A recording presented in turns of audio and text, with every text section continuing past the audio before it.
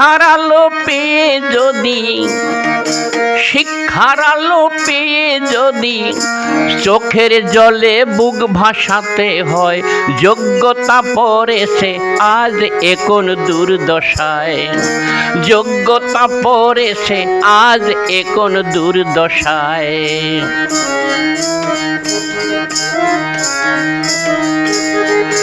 মানুষ হয়ে বেঁচে থাকা কঠিনই ব্যাপার, এই সমাজে যোগ্যদেরকে ভীষণই দরকার।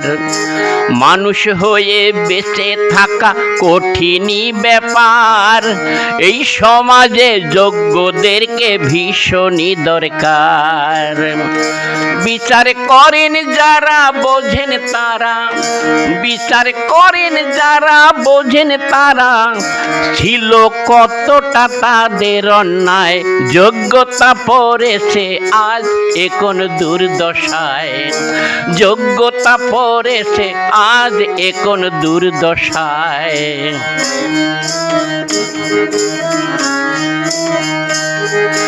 গণেশ বাউল গানে গানে বলছে বারে বার, যোগ্য আর অযোগ্যকে তা চিন্তারই ব্যাপার। গণেশ বাউল গানে গানে বলছে বারে বার, যোগ্য আর অযোগ্যকে তা চিন্তারই ব্যাপার। তাই লজ্জা ঘৃণা ত্যাগ করে, লজ্জা ঘৃণা ত্যাগ করে দেখুন এর শেষ কোথায়, যোগ্যতা রয়েছে আজ এ কোন দুর্দশায়, যোগ্যতা পড়েছে আজ এ কোন দুর্দশায়। শিক্ষার আলো পেয়ে যদি, শিক্ষার আলো পেয়ে যদি চোখের জলে বুক ভাসাতে হয়, যোগ্যতা পড়েছে আজ এ কোন দুর্দশায়, যোগ্যতা পড়েছে আজ এ কোন দুর্দশায়, যোগ্যতা পড়েছে আজ এ কোন দুর্দশায়। 26,000 শিক্ষকের চাকরি বাতিল, ধিক্কার এই বিচার ব্যবস্থাকে। 60-এর দশকে একটা গান আজ আমাদের সবার মনে পড়ছে, শিল্পী সলিল চৌধুরীর গাওয়া সেই গান, বিচারপতি তোমার বিচার করবে যারা, আজ জেগেছে সেই জনতা। সত্যিকারই এবার এই প্রশ্নতেই মানুষ জোট বাঁধুক, এমনটাই চাইছেন রাজ্যের সাধারণ গরিব মানুষ। সম্প্রতি এই রাজ্যের শিক্ষক নিয়োগ দুর্নীতি নিয়ে দেশের সর্বোচ্চ আদালত সুপ্রিম কোর্ট এক অদ্ভুত রায় শোনালো, যাতে এই রাজ্যের শিক্ষা দুর্নীতির দায়ে প্রায় 26,000 শিক্ষকের চাকরি গেল মহামান্য সুপ্রিম কোর্টের নির্দেশে। এই রায় এক প্রকার ঠক বাঁচতে না পেরে গা উজাড় করে আসামি ধরার মতো সকল যোগ্য শিক্ষকের চাকরি কেড়ে নেওয়া হলো।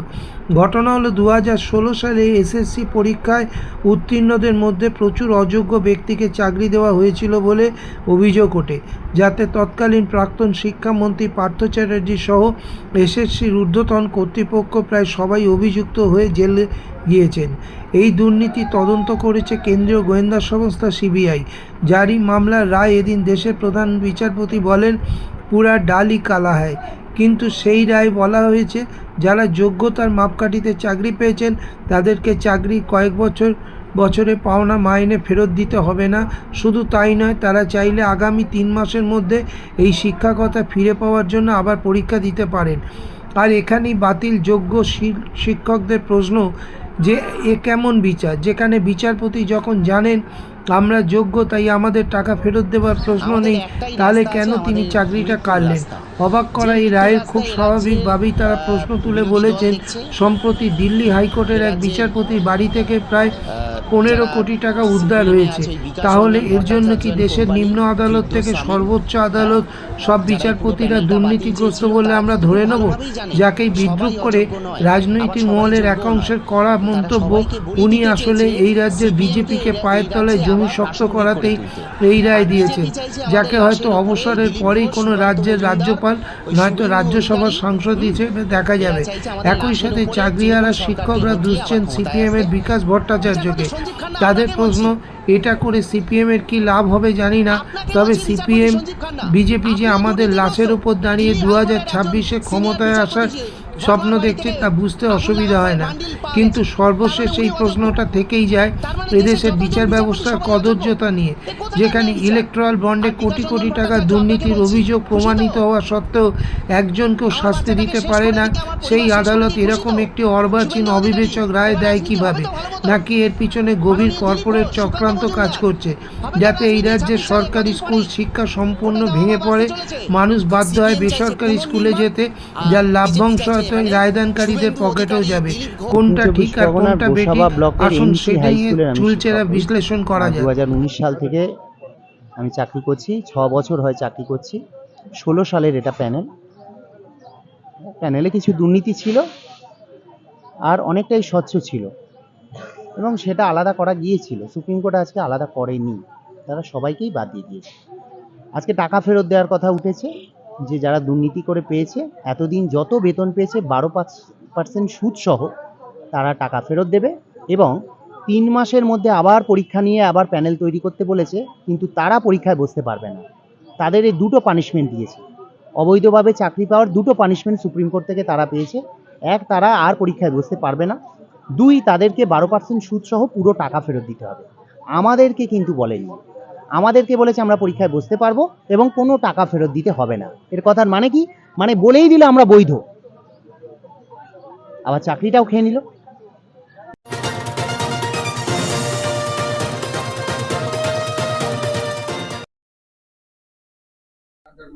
গতকাল সুপ্রিম কোর্টের একটা রায়ে 26,000 শিক্ষক অশিক্ষকের চাকরি চলে গেছে।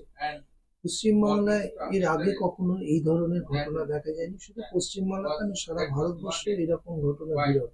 যদিও মধ্যপ্রদেশে এর আগে ব্যাপক কেলেঙ্কারি একটা আলোড়ন তুলেছিল 2013 সালে, বিশাল কেলেঙ্কারি। আমাদের প্রশ্ন একটাই, সেটা হচ্ছে যে কিছু মানুষ দুর্নীতি করে চাকরি পাওয়ার কারণে 26,000 মানুষকে কেন ভুগতে হবে? এই রায়, বিচারকের এই রায় কতটা সামঞ্জস্যপূর্ণ, কতটা মানবিক, কি বলবেন? দেখুন, একটা কথা বলি, এটা 26,000 শিক্ষকের চাকরি গেছে। এটা যদি 26 লক্ষ শিক্ষকের চাকরি যেত, আমি অবাক হতাম না। কারণটা হচ্ছে এই, সরকার ফাঁদ পেতেছিল, ঘুষের ফাঁদ, আর বেকার যুবক যুবতীরা সেই ফাঁদে পা দিয়েছিল। এখন ব্যাপারটা হচ্ছে দুর্নীতি, কি বলবো, দুর্নীতির একটা পাহাড় তৈরি করেছিল, যার ফলে কি হয়েছে, পরীক্ষার যে নিয়ম, যে সিস্টেম, সেই পদ্ধতি একটু মানেনি। টাকা দিয়েছে, চাকরি পেয়েছে। ওমর সিটের কোনো তথ্য রাখিনি, তারপরে পরীক্ষা নিয়ে যে নিয়ম সিস্টেম সেটা রাখিনি, কিচ্ছু রাখিনি। যার ফলে কি হয়েছে, একটা প্রথম থেকেই মামলাটা চলতে চলতে অভিজিৎ গাঙ্গুলি বলে দিয়েছিলেন সেদিনে, এখনো মনে আছে 2021 সালে 26শে জুন বলেছিল যে ব্যাপক দুর্নীতি হয়েছে, এই পরীক্ষা স্বচ্ছ হয়নি। সেখানে উনি বলেছিলেন যে 8,000 ছেলে চাকরি যাবে। সেদিন আমাদের রাজ্যের মুখ্যমন্ত্রী বলে দিয়েছিলেন যে আমি সুপ্রিম কোর্টে দেখে নেব। আজকে তার ফল সুপ্রিম কোর্টে দেখে নিলেন। এখন জাস্টিস অভিজিৎ গাঙ্গুলি যে অর্ডার দিয়েছিলেন, সেই অর্ডার আমাদের হাইকোর্টের ডিভিশন বেঞ্চ জাস্টিস বসাক এবং সাব্বার রশিদি একই অর্ডার দিলেন, এবং সুপ্রিম কোর্টে সেটা কনফার্ম করে দিলেন। তাহলে জাস্টিস অভিজিৎ গাঙ্গুলি থেকে আমাদের honourable division bench honourable supreme court একই অর্ডার দিয়েছে। এটা তো আমি কিছু মানে অন্যায্য দেখিনি, যথার্থ অর্ডার দিয়েছে। এখন বলে দিই, বেকার ছেলেদের কাঁদতে কাঁদতে তাদের যখন চোখের জলের নদী বয়ে যাচ্ছে, হরাস নেতারা টাকা দিয়ে, টাকার তবে করে ঘুষ দিয়ে, টাকার পাহাড় জমাচ্ছে।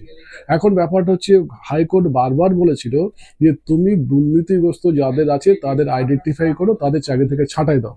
তখন বলেছিল চাল আর কাঁকড় এক হয়ে গেছে, এটা বাঁচা অসম্ভব। আমি বলছি চাল আর কাঁকড় বাঁচা অসম্ভব হলো, বাঁচা যেত, কিন্তু এটা আমার কাছে নদীর জল আর পুকুরের জল যদি এক হয়ে যায়, নোনা জল আর মিষ্টি জল, সেটা যদি দিয়ে বলে আমি বেছে দিন, অসম্ভব ব্যাপার। তেমনি দুর্নীতি আর সুনীতি এমন সম্পৃক্ত হয়ে গেছে যে এখানে বাঁচার কোনো উপায় নেই। গভর্নমেন্ট নিজেই স্বীকার করছে দুর্নীতি হয়েছে। যখন গভর্নমেন্ট নিজেই বলছে দুর্নীতি হয়েছে, তাহলে এটার আর কি থাকতে পারে? তবে হ্যাঁ, মানবিক দিক দিয়ে হলো যে সমস্ত যোগ্য ছেলে তাদের চাকরি গেছে, এটা অন্যায্য, যা উচিত নয়। এখন একটা চাকরি যখন পাওয়া যায় খুব কষ্টকর ব্যাপার, আর এই চাকরি থাকলো ওই এখন গেল এখন এলো, এই যে ফ্ল্যাকচুয়েটের মধ্যে দিয়ে যাচ্ছে, এটা সত্যি খুব কষ্টকর, বেদনাদায়ক এবং অমানবিক। আমি অ্যাট দ্য সেম টাইম এটাও বলি যে যারা এই দুর্নীতি করেছে, শুধু শিক্ষকরা তো করেনি, যে সমস্ত নেতা নেত্রীরা জড়িয়ে আছে তাদেরও কঠোরভাবে পানিশমেন্ট হওয়া উচিত। এই পানিশমেন্টটা শুধু কিন্তু যারা বেকার ছেলে মেয়ে তাদের উপর হচ্ছে, এইটাই আমার কাছে অমানবিক বলে মনে হচ্ছে। আইনে একটা কথা বলা আছে, 100 জন অপরাধী ছাড় পেয়ে যাক, কিন্তু একজন নিরপরাধী যেন শাস্তি না পায়। এই জায়গায় দাঁড়িয়ে আমি আমি ডাক্তার আজকে যে বাতিল যে সমস্ত শিক্ষক তাদের বক্তব্য, যে যেখানে সুপ্রিম কোর্ট বলছে অযোগ্য যারা চাকরি পেয়েছেন তাদেরকে টাকা ফেরত দিতে হবে 12% ইন্টারেস্ট হিসেবে। তার মানে যারা যোগ্য তাদেরকে টাকা ফেরত দিতে হচ্ছে না। তাহলে যোগ্য অযোগ্য তো সুপ্রিম কোর্ট জানে কারা, তা সত্ত্বেও সবাইকে কেন একসাথে না, বাতিল এটা আপনার সঙ্গে আমি একমত নয়। সুপ্রিম কোর্টও জানার কথা নয়, এটা হচ্ছে আমাদের যারা পরীক্ষা কন্ট্রাক্ট করেছে, আমাদের রাজ্য সরকারের যারা পরীক্ষা কন্ট্রাক্ট করে তাদের জানার কথা। তাদের উচিত ছিল এই সমস্ত কন্ট্রোভার্সিতে না গিয়ে যোগ্যদের প্রার্থী তালিকা দেওয়া এবং তাদের নিয়োগ প্রক্রিয়াটাকে কনফার্মেশন করা, কিন্তু তা করেনি। ওরা ভেবেছিল যে যোগ্যদের মাধ্যমে অযোগ্যদের পার করে দেওয়া, এইটা হচ্ছে সরকারের রণকৌশল নিয়েছিল। সেটা কিন্তু হয়নি, সেটা আটকে দিয়েছে সুপ্রিম কোর্ট, অসুবিধা কিছু নেই। তাই যদি হবে, এর আগে 2024-এর নিট কেলেঙ্কারি, যা সারা ভারতবর্ষে প্রায় কয়েক লক্ষ মানুষকে এফেক্ট করেছিল, সেখানেও সুপ্রিম কোর্টের পর্যবেক্ষণ ছিল যে নিয়োগ পদ্ধতির পবিত্রতা নষ্ট হয়েছে, যা এদিনে সুপ্রিম কোর্টের বিচারপতি একই কথা বলেছেন এই রায় দিতে গিয়ে। তাহলে সেদিনের নিট কেলেঙ্কারিতে দুর্নীতিগ্রস্ত তাদের সাজা হলো না, সেই সেই কেলেঙ্কারিতে যারা কাউন্সিলিং এ যারা অ্যালাউ হলো তাদের বাতিল হলো না। এটা কেন হলো? এটা কি শুধু পশ্চিমবঙ্গ বলে আলাদা নিয়ম হলো? দেখুন, এটা আমি এই ব্যাপারে আমি কিছু বলবো না। কেন বলবো না, প্রত্যেকটা কেসে তার প্রত্যেকটা স্পেসিফিকেশন আছে। এখন সুপ্রিম কোর্টের যে অবজারভেশন আছে সেটাকে আমি কখনো সমালোচনা করতে পারবো না। আমি বললাম সেটাকে অনার করবো। নিশ্চয়ই তারা জজ সাহেবগুলো যারা বিচার করেছেন তারা নিশ্চয়ই এগুলো সব দেখেছেন, এবং শুধু তাই না, এটা তো একটা কোর্ট হয়ে আছে না, প্রথম single bench, division bench, supreme court. তাহলে কি আপনি কি বলতে চাচ্ছেন জুডিশিয়ারি সিস্টেম এটা কি ভুল হয়েছে? আমি অবশ্যই না, ঠিকই ছিল। তখন তার যে ব্যবস্থা ছিল নিট কেলেঙ্কারি, তার হয়তো বিশেষ একটা ব্যবস্থা ছিল। এখন যেটা হচ্ছে তার এখন একটা বিশেষ ব্যবস্থার মধ্যে দিয়ে গেছে, তাই এটা জজ সাহেবরা এরকম অর্ডার দিতে বাধ্য হয়েছেন। কেন হয়েছে বাধ্য হয়েছে জানেন? এখানটায় পরীক্ষা দেয়নি, তারা পরীক্ষা পেয়েছে। যারা ওএমআর সিটে মানে ফেল করেছে দেখা যাচ্ছে, তারাও চান্স পেয়েছে, টাকা দিয়ে চান্স পেয়েছে। তার মানে কি ব্যাপক দুর্নীতি। এর দুর্নীতির কিন্তু সঙ্গে যারা যোগ্য তারা তো দুর্নীতি করে, কিন্তু তাদের জন্য তারা একজন দুর্নীতি করলে তার দায় 10 জন কেন ভুক্তভোগী কিন্তু হবে? তাহলে যারা যোগ্য অযোগ্যতা তাহলে তো আমাদের সিবিআই যিনি তদন্ত করছেন এবং তাদের হাতে তো রাজ্য সরকার তাদের লিস্ট তুলে দিতে পারতো, তো দিলে তো সমস্যা তারা তো বলছে পরিষ্কার, তারা পরিষ্কার কালকে দাবি করেছে যে সিবিআই এরকম লিস্ট দিয়েছে সুপ্রিম কোর্টকে যে কারা অযোগ্য কারা যোগ্য। সুপ্রিম তার সত্ত্বেও কি করে এই রায় হয়? না না, এটা এটা আমি আর বলছি। একটা প্রশ্ন তারা তুলেছেন যে দিল্লি হাইকোর্টের একজন বিচারপতির ঘর থেকে 15 কোটি টাকা উদ্ধার হয়েছে। তার মানে কি এটা ধরে নিতে হবে নিম্ন আদালত থেকে উচ্চ আদালত সব জাজেরাই দুর্নীতিগ্রস্ত? দেখুন তাহলে তাদের কেন বরখাস্ত করা হবে? দেখুন এই জায়গাটা আমি কোনো মন্তব্য করব না, কারণ কোর্ট আমার কাছে জাস্টিস অফ টেম্পল বলে আমি মনে করি। এই জায়গাটা মন্তব্য করার আমার কোনো জায়গা নেই। আমি যেটা মনে করি কোর্ট যে অর্ডারটা দিয়েছে সেটা অনার করা এবং রেসপেক্ট করা। আমি এই যে ব্যাপারটা কন্ট্রোভার্সিতে আমি যাব না।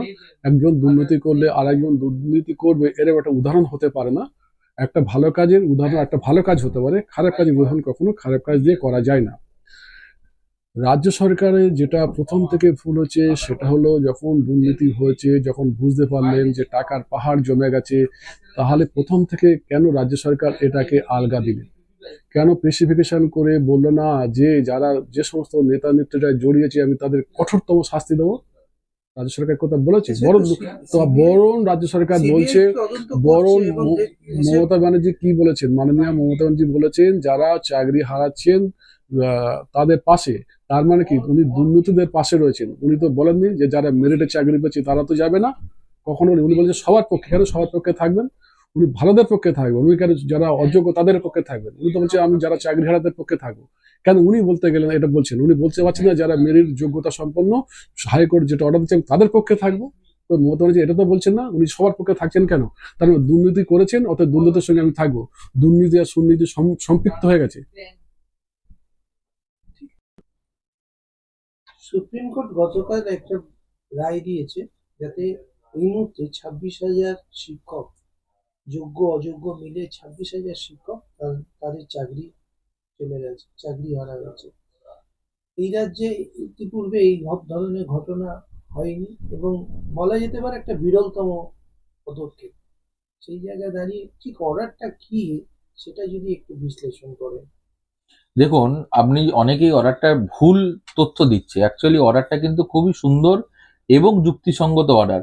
আপনি যদি অর্ডারের কনক্লুডিং যে পার্ট, যেখানে কনক্লুশন লাস্টের দিকে, আপনি প্যারাগ্রাফ 45, 46 আর 47 আর 48 পড়েন, তাহলে তার নির্দেশটা কি দাঁড়াচ্ছে আমি পড়ে আপনাকে বলছি। দেখুন, 45 যেখানে বলছে যে the last question relates to the relief and weather it requires any modification. বলছে যে সুপ্রিম কোর্টের কোনো মডিফিকেশন দরকার কি দরকার নেই সিঙ্গেল বেঞ্চের অর্ডারে। সেখানে সুপ্রিম কোর্ট বলছে যে অ্যাজ সাচ কোনো ভ্যালিড গ্রাউন্ড নেই আর আমরা কোনো মডিফিকেশনে যাচ্ছি না।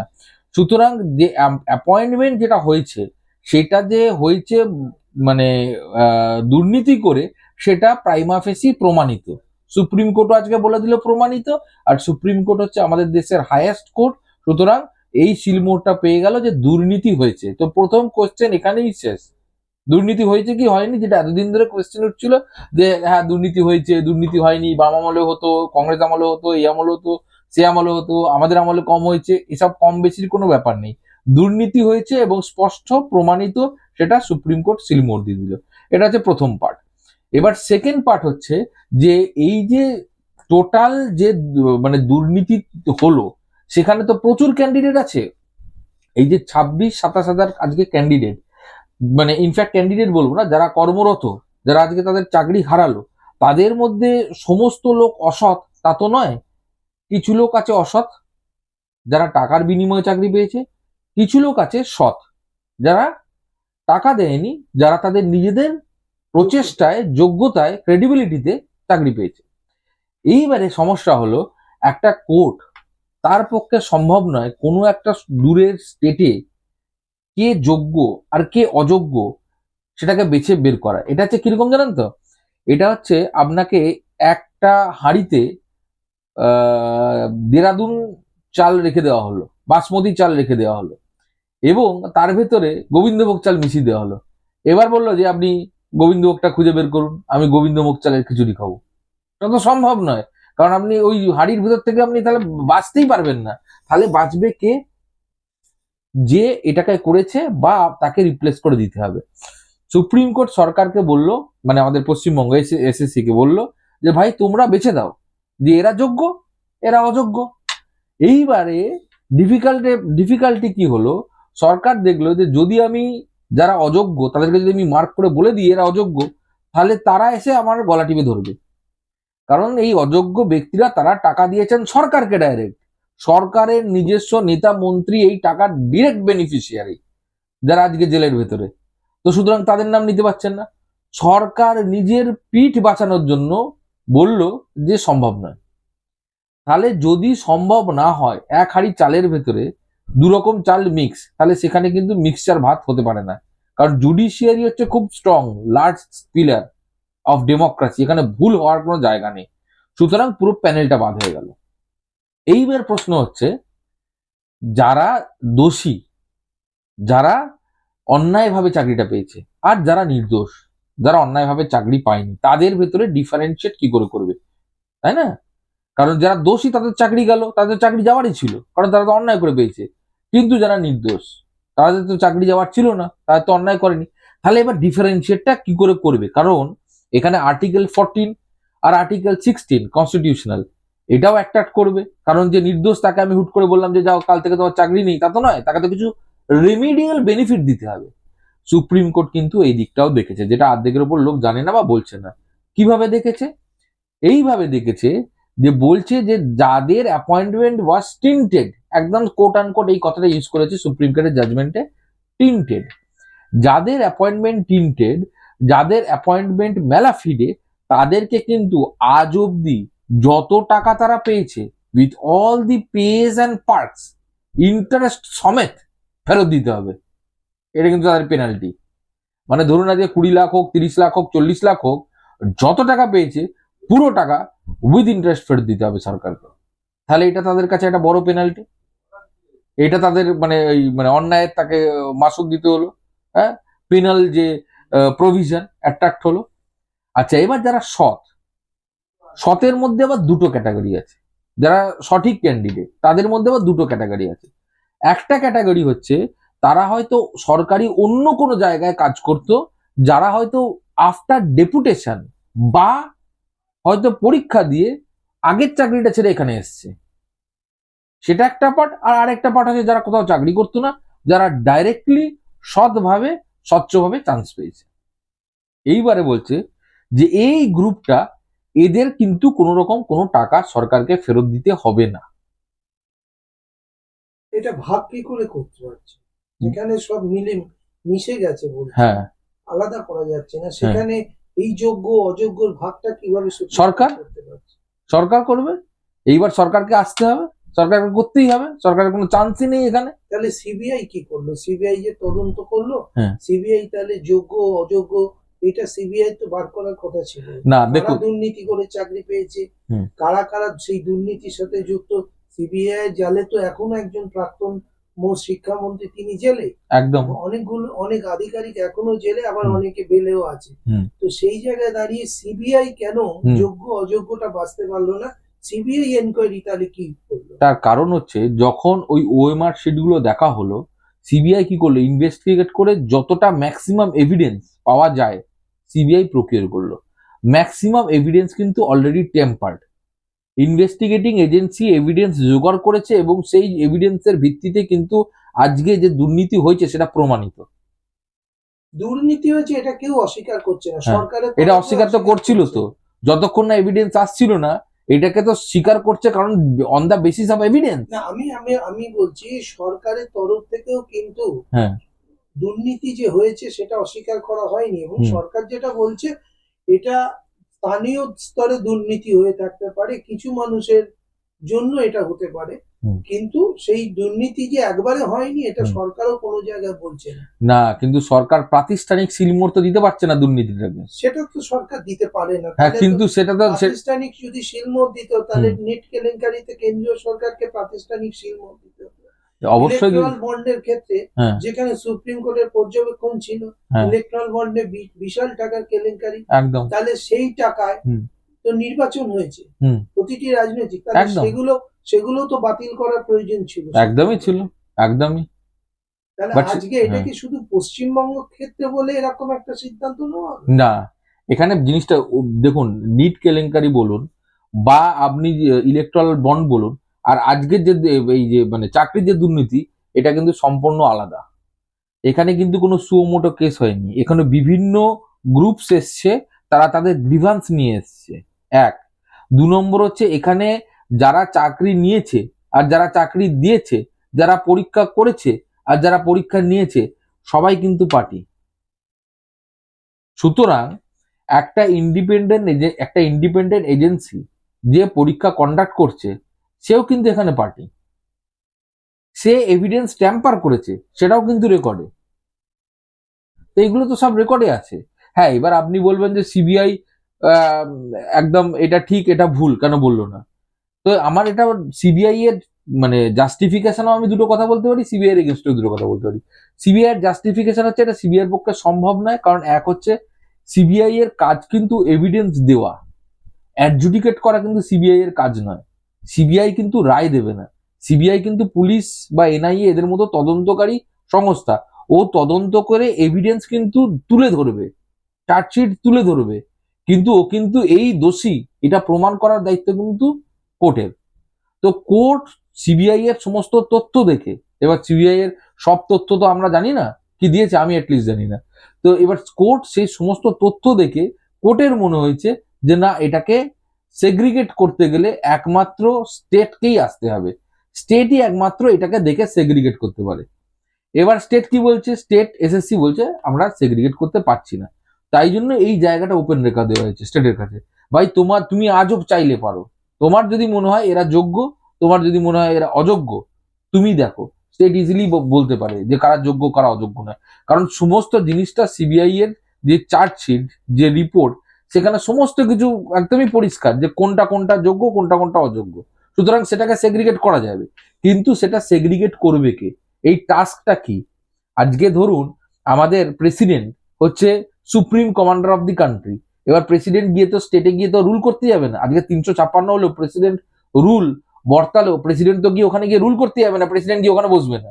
একটা মেশিনারি আছে, সেই মেশিনারি হিসেবে কাজ করে একটা স্টেট প্রিন্সিপাল আছে, স্টেটের যে অ্যাডমিনিস্ট্রেশন স্টেট সামলায় সেন্টার। কারণ আমাদের এটা হচ্ছে কোয়াজি ফেডারাল স্ট্রাকচার ভারতবর্ষ, আমাদের ইউনিটারি স্ট্রাকচার না, কিছুটা ফেডারাল কিছুটা ইউনিটারি, কোয়াজি ফেডারাল স্ট্রাকচার আমাদের ভারতবর্ষ। সুতরাং কখনোই এরকম হবে না যে সুপ্রিম কোর্ট একটা ভার্ডিক্ট দিয়ে দিল, মানে কি বলবো একদম অটোক্রেটিক যে হ্যাঁ এটা বলছি মানে এটাই হবে, তা না। It has to be reason.